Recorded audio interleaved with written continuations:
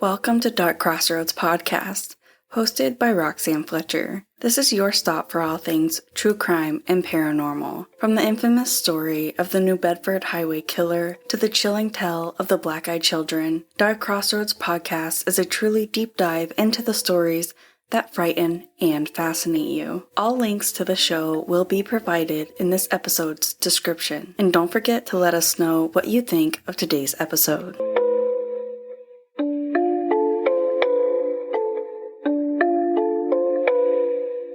One of the most notorious cases of mass hysteria broke out in colonial Massachusetts between February 1692 and May of 1693. Within just 3 months, a lot of damage was inflicted on the villagers of Salem town, so much to the point where the community never really recovered from it. In such a short time, as many as 200 people would be accused of witchcraft and imprisoned, and a total of 25 innocent lives would be taken. 19 people were executed and 5 died in what was called witch jail, and 1 man was tortured to death for refusing to give a plea. Here is everything that you need to know about the dark history that lurks on the ground of Salem, Massachusetts. There's a lot of factors that went into why the witch trials would occur, ranging between racism, lack of medical knowledge, and discrimination due to gender and social status. The biggest reason of them all, however, was due to religion and religious extremists. There is a lot of in-depth information about religion in relation to the witch trials, but this is just going to be a brief summary of what that entails. The villagers of Salem town were Puritans, and the Puritan religion started in England as a reformation and attempts to purify the church. Martin Luther and John Calvin created this idea due to not agreeing with the Roman Catholic Church. The Puritans that did not want to live by the way of the Roman Catholic Church, most of which were families, left England and made their way over to America and formed the Massachusetts Bay Colony, and became known as the American Puritans. The 5 main beliefs in this religion include absolute sovereignty, human depravity, predestination, covenant theory, and individualism. Puritans believed that God had the ultimate power and had power over everyone's lives, and the Puritan religion revolved around the good nature of God and the wickedness of the devil. They believed that regardless of the amount of power and control that God had over everyone, the devil still had the ability to control people who were weak and easily manipulated to feed into his evil temptations. The devil was clearly linked to sin, and anything that brought happiness or pleasure was seen as giving in to the devil's temptations. The Puritans' goal was to live a pure life, free from evil and sin, and anyone who was accused of being a witch would be linked to feelings such as freedom, hostility, sexuality, and diversity, meaning anybody who had a mind of their own or had basic human emotions or attractions would be seen as evil and therefore would be a witch. A very famous quote about the witch trials is, "All witches are women, but not every woman is a witch." This religion was also very discriminatory towards women, as around 78% of all accused witches would be women. Puritan belief was that women were inherently sinful and had a higher chance of being tempted to damnation opposed to men. Puritans believed that men and women were equal in the eyes of God, but not in the eyes of the devil, and women's souls were seen as unprotected due to their weak and vulnerable minds and bodies. This belief was further fueled during the witch trials due to so many women confessing. However, it is speculated that the women who confessed either truly believed that they were being taken over by the devil or that they confessed to simply save their own lives. One of the wild things about these trials was that most people who confessed were allowed to live. Witches who confessed were given the chance to reform themselves, while the people who were executed were the ones who refused either to confess or to give a plea at all. In Europe, during the witch trials, during the 15 and 1600s, witches who confessed were also either exiled or fined, but also not normally executed. European witch trials were actually far more heinous and brutal than the Salem Witch Trials, with up to 80,000 people being executed,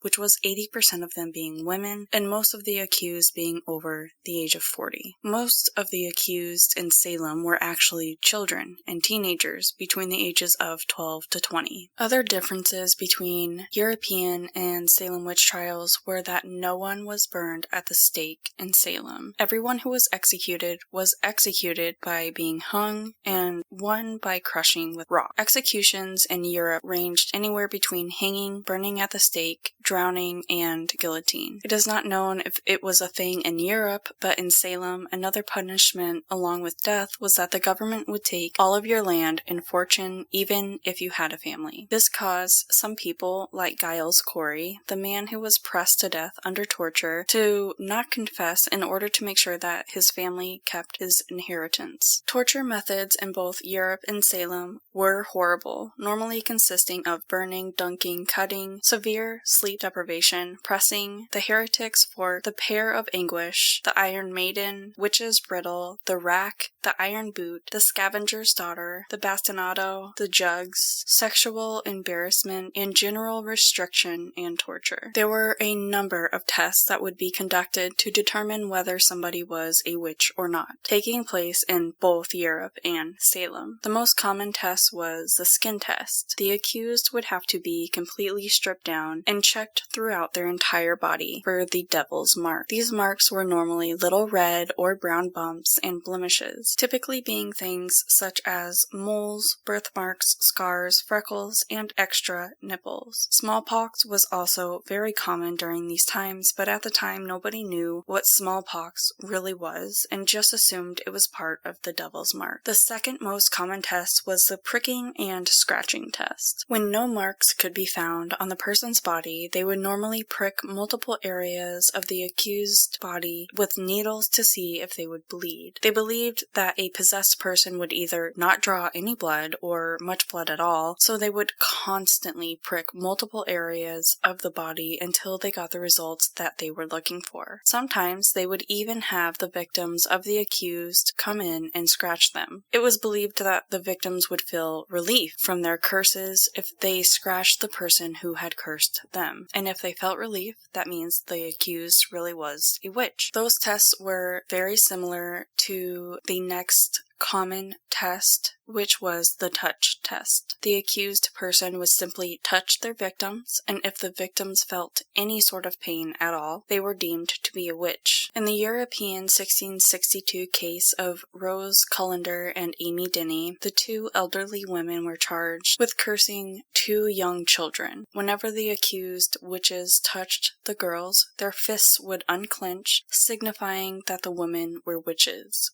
However, the court wanted to make sure their reactions were genuine, so they had the girls blindfolded and touched by other members of the court. The girls still proceeded to unclench their fists when touched, which showed that the girls were faking. However, that unfortunately did not save the two women, and they were executed anyway. There also was the incantation test. The accused witch in this test would verbally order the devil to leave the victim's body. If the victim, who happened to be cursed, was cured, the accused was deemed to be a witch. There was a famous case in Europe during the 1600s where Alice Samuel, along with her husband and daughter, were accused of cursing 5 girls from a wealthy family. The judge had the 3 order each individual girl to be relieved of the demon that had possessed them, and when the girls would each suddenly stop throwing a fit, they were apparently cured, and the 3 people were convicted and were executed. The next is the prayer test. The accused witch would be ordered to recite the Lord's Prayer or a section of a scripture by memory. If they made one error, they were a witch. This test was also heavily used in European countries, and it was a terrible test to use against people who had trouble with their speech. In 1712, Jane Wynnum, who was accused of being a witch,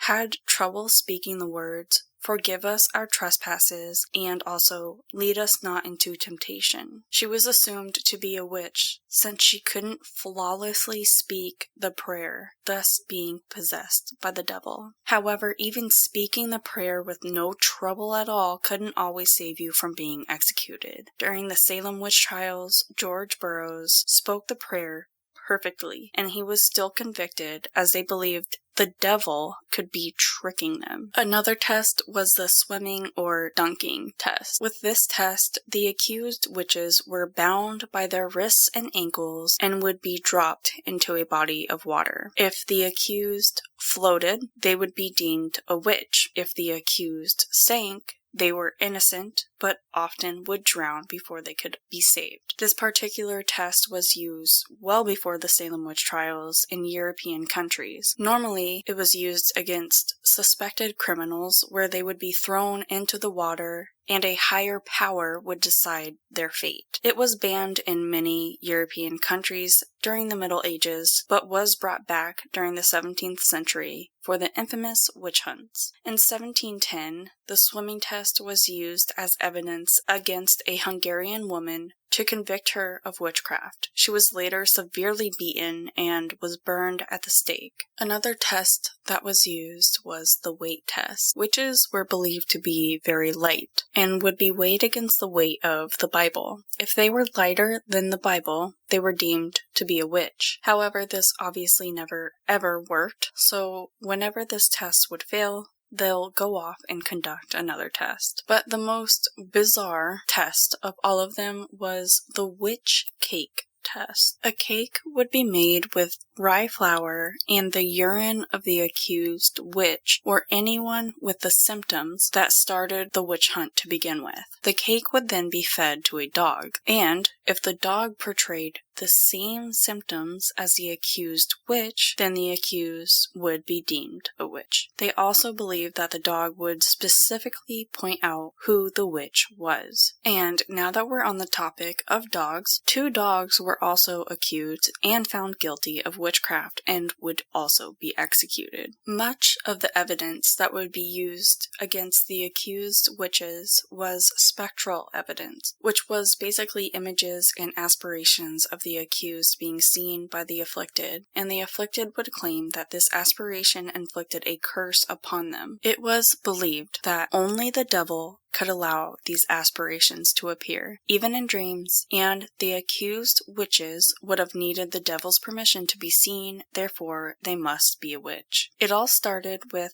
Betty Paris and her cousin Abigail Williams, who were the ages of 9 and 11, the daughter and niece of Reverend Samuel Paris. The 2 children began to have fits described as beyond the power of epileptic fits or natural disease to affect. The children acted out and would scream, throw things, crawl around on the ground, under the furniture. They would utter strange sounds and words that nobody could understand. They would contort themselves into the strangest of positions. The girls would also complain about pain similar to being pricked with needles. Shortly after, 2 other children, Ann Putnam Jr., who was 12 years old, and Elizabeth Hubbard, were also acting in a very similar way. 284 years later, it was proposed that the children were exhibiting symptoms of convulsive ergot poisoning. The first 3 women who were accused and arrested of witchcraft, who were allegedly the witches responsible for afflicting the children, were Sarah Good, Sarah Osborne, and Tituba. Tituba was the very first person who was accused of witchcraft by Ann Putnam Jr. Historians believed that a major cause of the witch trials were due to a huge family feud between the Putnam and Porter families. Other villagers would get into heated arguments which would often turn physical simply over their opinions regarding the feud. All 3 of these women were some kind of outcast within this community. Tituba was an enslaved South American Indian woman from the West Indies who most likely became a target due to her ethnic differences compared to the rest of the villagers. She was accused of attracting young girls with her stories of enchantment regarding tales about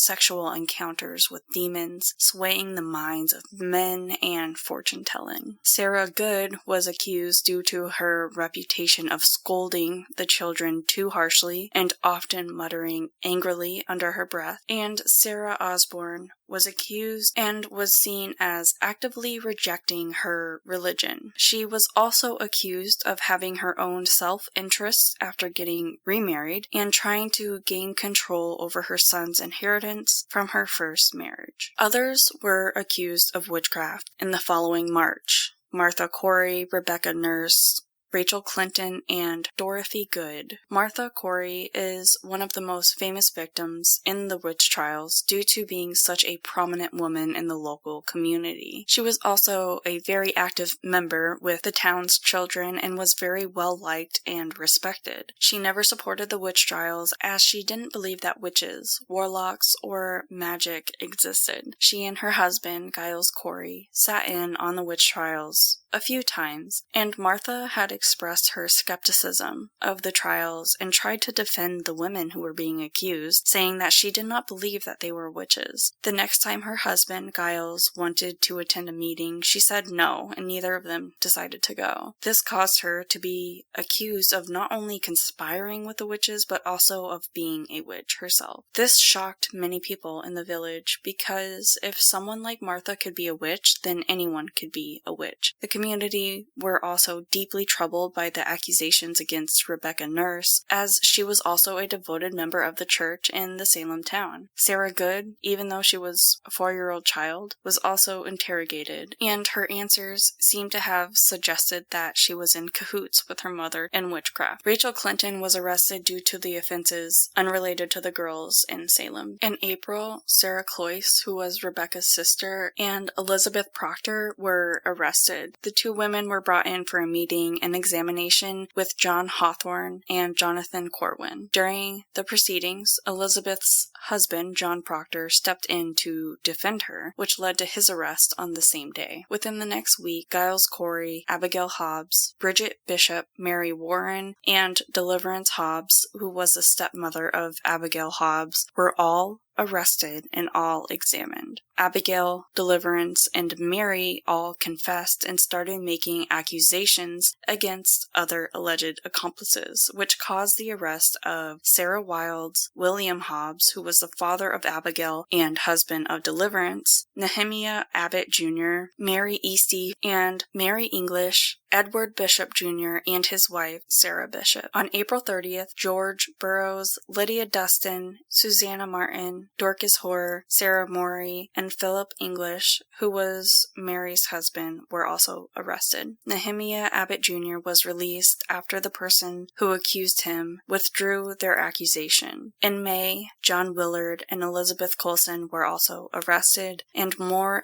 accusations would be made. But many of the accused witches were able to evade getting caught. Arrest warrants were sent out for 36 more people, while examinations were continued for the people that had been arrested in the village. There were a total of 62 people in custody at this time getting examined. Following these examinations, a list of people would be executed in many different ways. All other people who were either waiting for their executions or in prison waiting for their trial were ultimately let go after the trials came to a permanent stop when Governor William Phipps's wife was accused. Of course, the governor only decided to end the trials when it was somebody that he loved going to the hanging tree. Elizabeth Proctor was supposed to be executed along with her husband John Proctor, but was ultimately delayed and kept in prison so she could give birth to her baby. By the time the baby was born, the trials had been put to an end, and her baby saved Elizabeth's life. Sarah Good's 4-year-old daughter, Dorothy Good, who was also accused of witchcraft, was also spared. She was never charged, but was kept in prison for nearly 9 months, and was so traumatized by what she experienced that she was never able to fully recover, and was never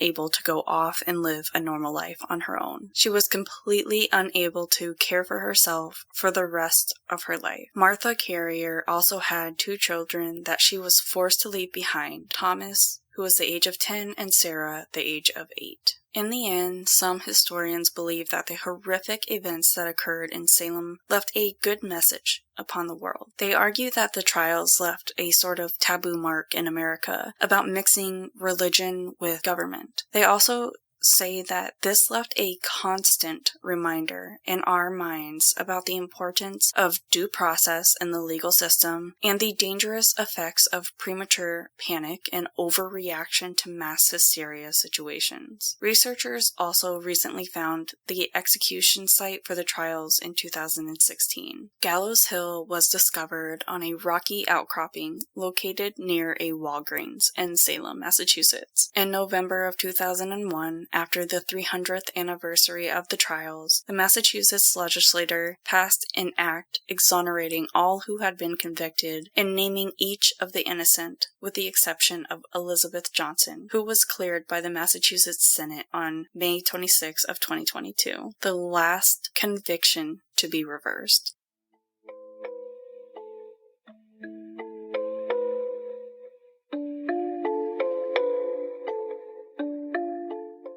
Alrighty, so it's that time, guys, to say goodbye.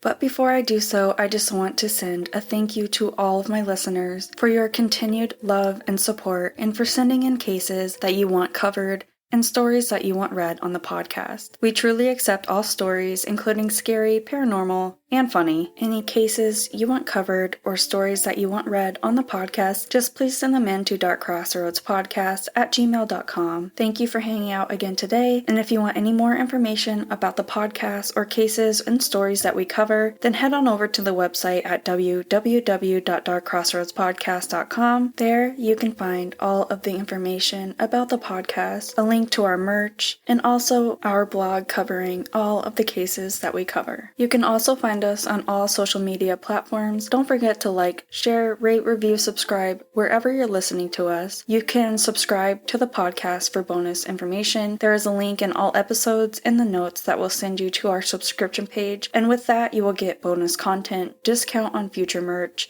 and a lot of extra goodies. Every single dollar that comes through donations or through our subscription goes straight into the podcast, helping fund research, and it really helps us out and keeps this podcast going. And with all of this said, please don't forget to be weird, stay different, and don't trust anyone.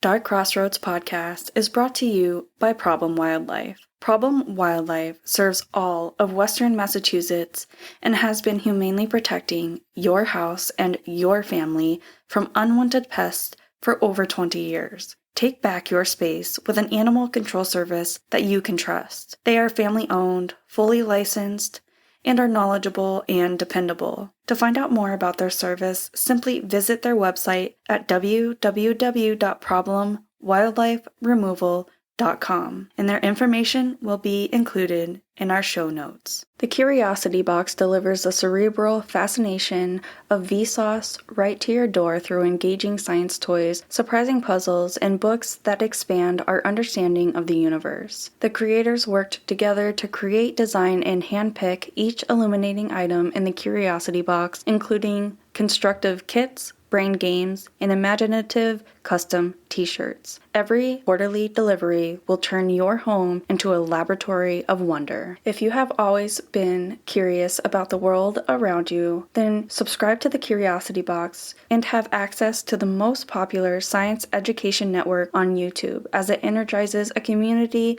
of Earth's most inquisitive minds with videos spanning science, math, and the human experience. And now all of that passion is in a box pulled off the screen and put in your hands. You can also receive monthly courses spanning popular academic disciplines to inspire and nurture the next generation of curious thinkers, innovators, and inventors. They are delivering a deeper learning experience through AR, VR, and video lessons on the MEL app. Join the curious community on their journey to explore the world, celebrate the amazing, and support brains for the future of our pale blue dot and beyond.